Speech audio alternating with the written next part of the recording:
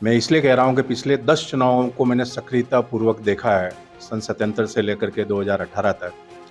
हर बार कोई ना कोई एक लहर दिखती थी, एक हवा दिखती थी, एक वातावरण दिखता था अमुक पार्टी के पक्ष में। लगभग वही ओपिनियन पोल और एग्जिट पोल के नतीजे आते थे और उसी के अनुसार सरकार बनती थी। यह पहला इलेक्शन है जहाँ न तो कोई तूफान दिखा है, न कोई लहर दिखी है, न किसी के पक्ष में कोई आंधी दिखी है।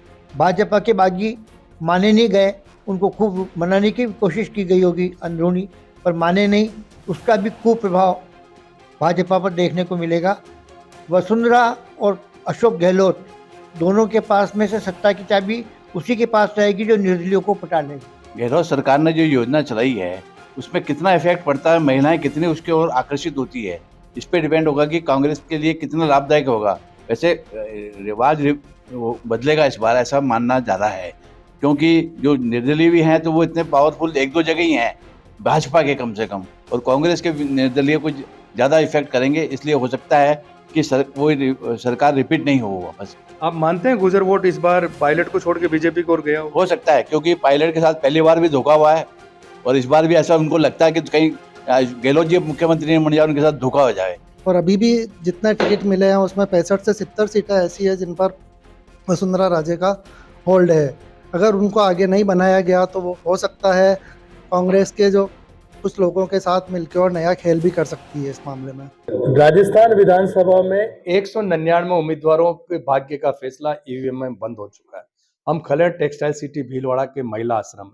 महिला आश्रम का महत्व इसलिए है कि जो आप ये देख रहे हैं, मेरे कैमरा सहयोगी दिखा रहे हैं, माणिक्यलाल जी वर्मा, ये संयुक्त राजस्थान के पहले प्रधानमंत्री थे। आजादी के आंदोलन में इनकी एक बड़ी भूमिका थी। आजादी के बाद भी जो इनके दामाद है शिवचरण माथुर, वो सूबे के 2 बार मुख्यमंत्री भी रहे थे। तो ये जो होल है, ये आजादी से पहले और आजादी के बाद सियासी समीकरणों का, सियासी चर्चाओं का बड़ा केंद्र रहा था। आज हम इसी सियासी केंद्र में बात करते हैं कि राजस्थान में सत्ता की चाबी किसके पास रहेगी, किसको मात मिलेगी, किसको जीत मिलेगी।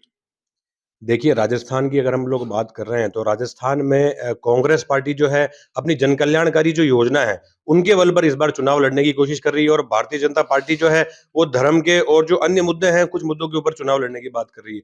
हम लोग विशेष तौर पर यहाँ पे देखना ये चाहेंगे कि कांग्रेस पार्टी में जो है जो भीतरी जो कुठाराघात है, कांग्रेस पार्टी की जो आला नेता है उन्होंने इस बार जो है कुठाराघात को जड़ से मिटाने की पूरी कोशिश की। वहीं जो अगर भारतीय जनता पार्टी की बात करेंगे तो ना तो भारतीय जनता पार्टी में विशेष तौर पर मुख्यमंत्री के चेहरे को लेकर भी साफ किया गया है, और जो अन्य जिलों की बात करें तो जिले में भी जो है भारतीय जनता पार्टी को जो है निर्दलीय प्रत्याशियों से भी खतरा इस बार देखा गया है। तो आप सत्ता की चाबी किसे मानते हैं?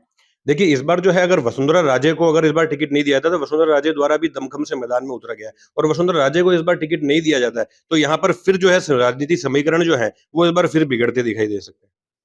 राजनीतिक समीकरण बिगड़ते दिखाई दे सकते हैं। कांग्रेस ने जन कल्याणकारी योजनाओं पे चुनाव लड़ा तो बीजेपी का जो एजेंडा था हिंदुत्व का, वो असर दिखाया नहीं दिखाया। सत्ता की चाबी किसके पास रहेगी आपके हिसाब से? गहलोत जी की नीतियों, जन कल्याणकारी नीतियों ने इस चुनाव को एक नया रंग दिया है। कुछ दिनों पहले माना जा रहा था कि कल्याणकारी नीतियां गांव में और अन्य स्थानों पर मतदाताओं को प्रभावित नहीं कर पाएगी, किंतु उन्होंने जो प्रभाव छोड़ा है गांव में, उसका असर साफ दिख रहा है। दूसरी बात, पहली बार ऐसा मौका देखने को मिल रहा है कि भाजपा के बागी माने नहीं गए, उनको खूब मनाने की कोशिश की गई होगी अंदरूनी, पर माने नहीं। उसका भी कुप्रभाव भाजपा पर देखने को मिलेगा। वसुंधरा और अशोक गहलोत दोनों के पास में से सत्ता की चाबी उसी के पास रहेगी जो निर्दलियों को पटा लेगा। तो आप मानते हैं कि निर्दलियों का प्रभाव एक बार फिर रहेगा? क्या हंग असेंबली की ओर इशारा कर रहे हैं आप? बिल्कुल, मुझे ये लग रहा है कि 90 से 95 के आसपास सीटें आएगी और उन्हें निर्दलियों का सहारा लेना पड़ेगा। सत्ता की चाबी निर्दलियों के हाथ में रहेंगी। हमारे दूसरे पत्रकार साथी से बात करते हैं। सत्ता की चाबी किसके पास रहेगी, किसके सर पे ताज सजेगा, किसको हार का गम सताएगा? गहलोत सरकार ने जो योजना चलाई है उसमें कितना इफेक्ट पड़ता है, महिलाएं कितनी उसके ओर आकर्षित होती है, इस पे डिपेंड होगा कि कांग्रेस के लिए कितना लाभदायक होगा। वैसे वो बदलेगा इस बार, ऐसा मानना ज्यादा है, क्योंकि जो निर्दलीय भी हैं तो वो इतने पावरफुल एक दो जगह ही हैं भाजपा के कम से कम, और कांग्रेस के निर्दलीय कुछ ज्यादा इफेक्ट करेंगे। इसलिए हो सकता है कि सरकार रिपीट नहीं हो वापस, ऐसा मेरा मानना है। तो राज बदलेगा या रिवाज बदलेगा? राज्य बदलेगा। रिवाज वही रहेगा, एक बार बीजेपी एक रिवाज बार वही रहेगा। हाँ जी, हाँ, रिवाज वही रहेगा, राज बदलेगा इस बार, ऐसा मैं सोचता हूँ ऐसा। तो बीजेपी को जो सत्ता की चाबी आपके हिसाब से मिलने वाली है, उसका मुख्य कारण क्या मानते हैं? हिंदू वोटों का ध्रुवीकरण, जातीय आधार या कुछ और? हाँ, ध्रुवीकरण और प्रधानमंत्री मोदी की जो यात्राएं हुई है, जो सभाएं हुई है, और जो योगी की जो सभाएं और यात्राएं हुई है, उसको लेकर लगता है कि भाजपा वापस सत्ता में आएगी। पर प्रधानमंत्री नरेंद्र मोदी को एक बार सचिन पायलट का इशू उठाना पड़ा, उनको असली नकली की बात भी कहनी पड़ी। इसको किस दृष्टि से देखते हैं आप? वो गुर्जरों को अपनी ओर मिलाना चाह रहे थे, इसलिए सचिन पायलट को इन्होंने अपनी ढाल बनाया है इस चीज के लिए, ताकि कांग्रेस में फूट पड़े और गुर्जरों के वोट भाजपा को मिले। आप मानते हैं गुर्जर वोट इस बार पायलट को छोड़ के बीजेपी की ओर गया हो? हो सकता है, क्योंकि पायलट के साथ पहली बार भी धोखा हुआ है, और इस बार भी ऐसा उनको लगता है कि कहीं गहलोत जी मुख्यमंत्री नहीं बन जाए, उनके साथ धोखा हो जाए, इसलिए गुर्जर चाहते हैं कि बीजेपी के साथ जाएं। यह मेरा मानना है।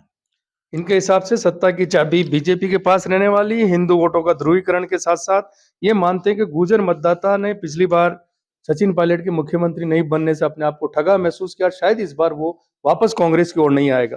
आपके हिसाब से सत्ता की चाबी किसके पास रहने वाली है? प्रमोद जी, राजस्थान का जो ये 2023 का विधानसभा चुनाव है, बहुत ही रोमांच से भरा हुआ है। मैं इसलिए कह रहा हूं कि पिछले 10 चुनावों को मैंने सक्रियता पूर्वक देखा है, सन 77 से लेकर के 2018 तक। हर बार कोई ना कोई एक लहर दिखती थी, एक हवा दिखती थी, एक वातावरण दिखता था अमुक पार्टी के पक्ष में। लगभग लगभग वही ओपिनियन पोल और एग्जिट पोल के नतीजे आते थे और उसी के अनुसार सरकार बनती थी। यह पहला इलेक्शन है जहां न तो कोई तूफान दिखा है, न कोई लहर दिखी है, न किसी के पक्ष में कोई आंधी दिखी है। मतदान का प्रतिशत कुछ क्षेत्रों के अंदर बहुत अधिक और कुछ क्षेत्रों में बहुत कम, सारे चुनावी नतीजों के समीकरणों को गड़बड़ा रहा। बावजूद इसके मेरा ऐसा मानना है, जिस ढंग से कांग्रेस और बीजेपी ने व्यूह रचना की है टिकट वितरण में, और उन्होंने जाति को मुख्य आधार मान करके टिकटों का आवंटन किया, उसकी पृष्ठभूमि निश्चित रूप से यह रही कि उनका कैंडिडेट बिना किसी लहर, बिना किसी हवा के अपने जातीय समीकरणों के आधार पर जीत के आ जावे और हमारी पार्टी को सत्ता तक पहुंचाए। इस बार चूंकि यह कहने में कोई आपत्ति नहीं कि लहर और हवा नहीं है, बावजूद इसके दो फैक्टर मेन रूप से काम करेंगे इस चुनावी नतीजों को प्रभावित करने के लिए। पहला फैक्टर तो अशोक जी गहलोत की, कांग्रेस की सरकार की जन कल्याणकारी योजनाएं, निश्चित रूप से उसका जादू सिर चढ़कर लोगों के बीच ऊपर चढ़ा है, और महिलाओं का कई क्षेत्रों में पुरुषों की तुलना में अत्यधिक प्रतिशत इस चीज को इंगित करता है कि वो कहीं ना कहीं अशोक गहलोत के प्रति सहानुभूति रखती है। दूसरा जो फैक्टर काम करेगा इस इलेक्शन के अंदर, वो करेगा जातीय समीकरणों का। इस बार राजस्थान में भले ही भाजपा ने बहुत कोशिश की हो कि सनातन के नाम पे, हिंदुत्व के नाम पे वोटों का ध्रुवीकरण करें, लेकिन अशोक गहलोत की जन कल्याणकारी योजनाओं के तुलना में वो कहीं ना कहीं कमजोर साबित हुई, ऐसा वातावरण नहीं चला। अब रहा सवाल मोदी जी के कैंपेन का, मोदी जी के पूरे रहस्य अर्बन के अंदर रैलियों का, निश्चित रूप से उन्होंने भीड़ एकत्रित की है, अपनी बात को भी पहुंचाया, लेकिन सबसे बड़ा माइनस पॉइंट जो उन रैलियों का ये रहा, विशेषकर समझदार मतदाताओं के बीच में, कि मोदी जी ने कोई विजन नहीं दिया है। उनका सारा भाषण एक तरह से व्यंग्यात्मक, एक तरह से हास्यास्पद, एक तरह से भाषा के स्तर को गिरा हुआ स्तर में कहना चाहूंगा, उस स्तर पर उन्होंने मोबिलाइज करने की कोशिश की है। तो हंसी मजाक के लिए, व्यंग के लिए तो उनकी बातें ठीक है, लेकिन राजस्थान को लेकर उनका क्लियर विजन कहीं नजर नहीं आया है, नंबर वन। नंबर दो, उन्होंने राजस्थान में स्वयं को अपना एक तरह से कहा कि अब आपका वोट मेरे को ही मिला समझा जाएगा, मानो कि मैं ही राजस्थान का नेतृत्व करूंगा। राजस्थान की जनता ने कभी भी इस तरह की प्रवृत्ति को स्वीकार नहीं किया। वो क्लियर मैंडेट चाहती है कि हमारा भावी नेता कौन होगा और कौन राजस्थान को आगे ले जाएगा। तो ये इस दृष्टि से मैं कह सकता हूं कि राजस्थान के अंदर इस बात से मैं सहमत हूं कि लगभग लगभग बहुमत के आसपास ही सीटें दोनों पार्टियों को मिलेगी। हाँ, प्लस पॉइंट ये रहता, अगर कांग्रेस अपने शुरुआती कैंपेन में भी सचिन पायलट जैसे चेहरों को साथ रख करके कैंपेन लड़ती तो शायद एक दिशा बहुत अच्छी बन सकती थी। और ठीक इसी तरह भाजपा वसुंधरा जी या वसुंधरा के समकक्ष किसी अन्य नेता को क्लियर सामने में देती कि साहब हमारा भावी राजस्थान का नेतृत्व इनके हाथों में होगा, तो उनको फायदा मिलेगा। निर्दलीय निश्चित रूप से कहीं ना कहीं समीकरण बिगाड़ेंगे, लेकिन पिछली बार 2018 में जो सीटों का एक कैलकुलेशन रहा था, 99 भाजपा कांग्रेस को थी और भाजपा को उसकी तुलना में कम थी, लेकिन ये इस बार 10-15 निर्दलीय या अन्य पार्टियों के लोग जीत के आएंगे, 20-30 की कल्पना मैं नहीं करता। 10 से 15 के बीच में वो लोग सीट जीत के आएंगे। बाकी 185 सीटों में 90 से 95 के बीच में दोनों पार्टियां पहुंचेगी। ये मेरा अपना तो व्यक्तिगत क्या कैलकुलेशन सत्ता की चाबी फिर निर्दलीयों के हाथ में रहेगी? निर्दलीयों के हाथ में निश्चित रूप से इस बार नहीं रहेगी, क्योंकि राजस्थान के अंदर राज्यपाल भाजपा के हैं कलराज जी मिश्र, वो बड़ी पार्टी को सरकार बनाने का मौका देंगे। तो सिंगल लार्जेस्ट आपके हिसाब से क्या बीजेपी आ रही है? लार्जेस्ट के बारे में अनुमान लगाना, मैंने कहा कि बहुत एक क्रूशियल इलेक्शन है। सबसे बड़ी पार्टी आप बता रहे हैं तो सबसे सिंगल बड़ी पार्टी जो भी आएगी, कांग्रेस आएगी तो राज्यपाल की मजबूरी है, उसको बुलाना पड़ेगा, और भाजपा आएगी तो उसको बुलाना पड़ेगा, और सारी जोड़ तोड़ उसके बाद शुरू होगी। आपके हिसाब से हंग असेंबली की ओर बढ़ रहा राजस्थान, कोई स्पष्ट बहुमत नहीं है? बढ़ सकता है। शुरुआत में मतदान के पहले तो ये लग रहा था कि राजस्थान में कोई ना कोई भी क्लीन स्वीप ही करेगा, जो भी आएगा एब्सोल्यूट मेजोरिटी में आएगा। ये ऐसा पहले अच्छा, बढ़त किसको मानते हैं आप? एज किसकी, बीजेपी या कांग्रेस? देखिए, ओपिनियन पोल और सट्टा बाजार की बात करें और यूं हवा की बातें करें तो लगता है कि बीजेपी मेजोरिटी में आएगी और मतलब बहुमत के नजदीक पहुंचेगी। लेकिन मैंने भी धरातल पर घुमा हूं कई जगह, विशेषकर भीलवाड़ा कॉन्स्टिट्यूएंसी। आपके हिसाब से एज किसकी दिखती है? तो बीजेपी की दिखती है प्राइमा फेसी तो। अब बाद में जो बीजेपी की एज दिखती है, और 2018 की तरह इनका मानना है कि स्पष्ट बहुमत शायद कोई पार्टी नहीं ले पाए। राजस्थान में सत्ता की चाबी किसके हाथ में मानते हैं? राजस्थान में सत्ता की चाबी निश्चित रूप से वसुंधरा राजे के हाथ में रहेगी, क्योंकि भाजपा की पहली सूची जो जारी हुई थी उससे ही भाजपा आलाकमान को लग गया था कि इनको अगर हमने तवज्जो नहीं दी तो हम डिफीट खा सकते हैं इस मामले में। और अभी भी जितने टिकट मिले हैं उसमें 65 से 70 सीटें ऐसी है जिन पर वसुंधरा राजे का होल्ड है। अगर उनको आगे नहीं बनाया गया तो वो हो सकता है कांग्रेस के जो कुछ लोगों के साथ मिलकर और नया खेल भी कर सकती है इस मामले में। तो चाबी वसुंधरा राजे के हाथ में रहेगी, किसी पार्टी के हाथ में नहीं? पार्टी के हाथ में ऐसा नहीं लगता है, क्योंकि पार्टियों की दोनों की लगभग 80, 85, 90 सीटें आएगी।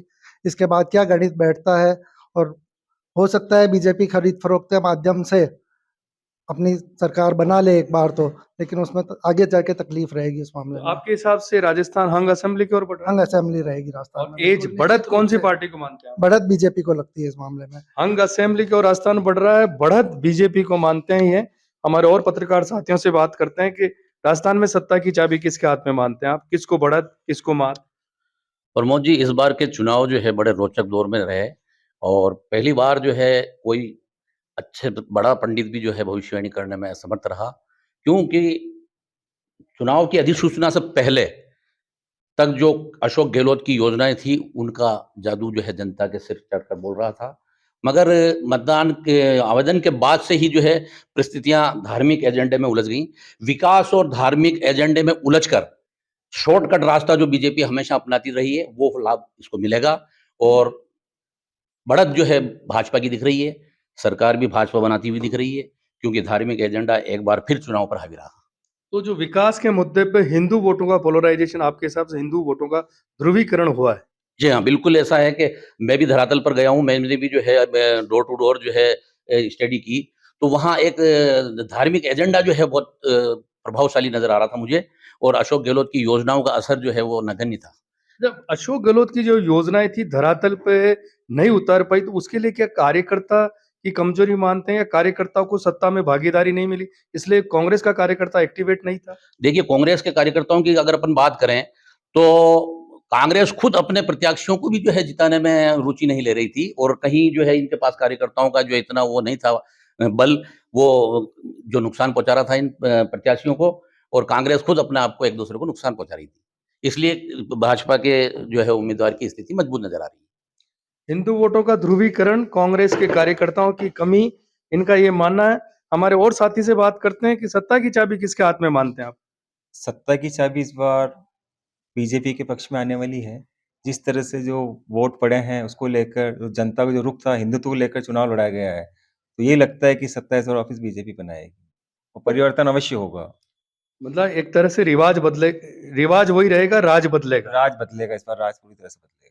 तो पर जो शुरू में, जैसा हमारे दूसरे साथी कह रहे हैं कि अशोक गहलोत की जो कल्याणकारी वेलफेयर स्कीम्स थी, चाहे ओल्ड पेंशन हो, चिरंजीवी हो, 100 यूनिट बिजली हो, वो शुरू में धरातल पर दिख रही थी, बाद में धरातल पे वोट में तब्दील क्यों नहीं हो पाई वो? ये सारी स्कीमें अच्छी स्कीमें थी, लेकिन धरातल पर नहीं आ पाई। इसके कारण ये रहा कि पीछे जैसे सचिन पायलट और अशोक गहलोत की जो लड़ाइयाँ चलती रही थी, उसको लेकर पार्टी को नुकसान ज़रूर हुआ है, और वो उसी से ही सत्ता पलटेगी। पर ये लड़ाई तो बीजेपी ने भी मुख्यमंत्री का चेहरा डिक्लेयर नहीं किया था। लेकिन उसने हिंदुत्व के मुद्दे पे चुनाव लड़ा है, तो आज की तारीख में पूरे हिंदुस्तान में हिंदुत्व का मुद्दा बहुत बड़ा भारी मुद्दा है। उसको लेकर लोगों का रुख बीजेपी की तरफ जा रहा है। हिंदुत्व का एजेंडा बीजेपी के पक्ष में जाता हुआ नजर आ रहा है। हमारे अन्य साथी उनसे बात करते हैं। सत्ता की चाबी किसके हाथ में मानते हैं आप? देखिए, राजस्थान में भाजपा स्पष्ट बहुमत की ओर बढ़ रही है और मेरा अनुमान है कि राजस्थान में 130 और 135 सीट भाजपा को इस बार मिलेगी। और लोकसभा अध्यक्ष जो राजस्थान में कोटा से सांसद हैं, श्री ओम बिरला, उन वो इस बार राजस्थान के मुख्यमंत्री हो सकते हैं। इसमें किसी को कोई संदेह नहीं है। पार्टी में सभी का एक मत है कि ओम बिरला इस पर सत्ता की चाबी ओम बिरला के हाथ में रहेगी।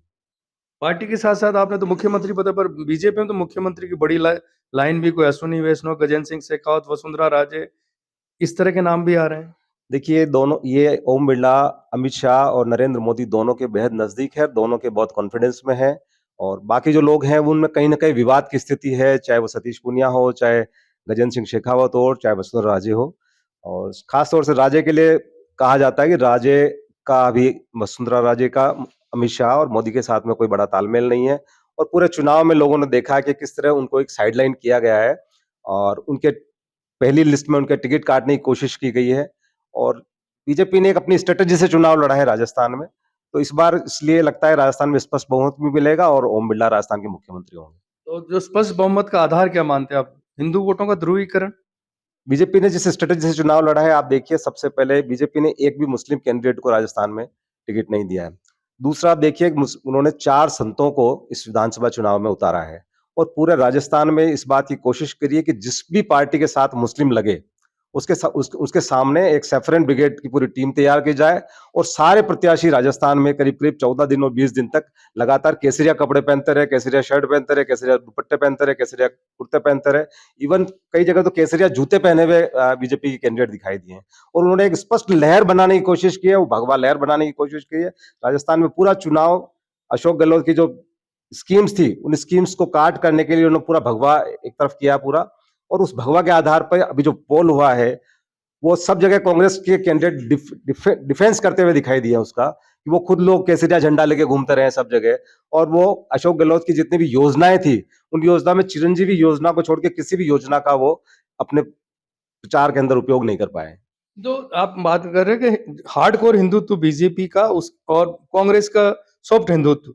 कांग्रेस में मैंने देखा कि जो धीरज गुर्जर की रैली में प्रियंका गांधी आई, उनको 5 फीट का त्रिशूल दिया गया, शिव जी का अभिषेक किया, कोई रुद्राक्ष बांट रहा है 1 लाख, कोई कावड़ यात्रा निकाला। तो जनता ने क्या हार्डकोर हिंदुत्व के मुकाबले सॉफ्ट हिंदुत्व को नकारा है आपके हिसाब से? देखिए, अयोध्या का एक मुद्दा भी इस बार चुनाव के अंदर था, जहां राम मंदिर की प्राण प्रतिष्ठा की बात आ रही है कि 22 जनवरी को प्राण प्रतिष्ठा होगी। तो उसको लेकर लोगों में एक उत्सुकता है और उसके आधार पर ही राजस्थान में एक भगवा टीम काम कर रही थी, जिन्होंने सब जगह इस चीज का प्रचार किया है।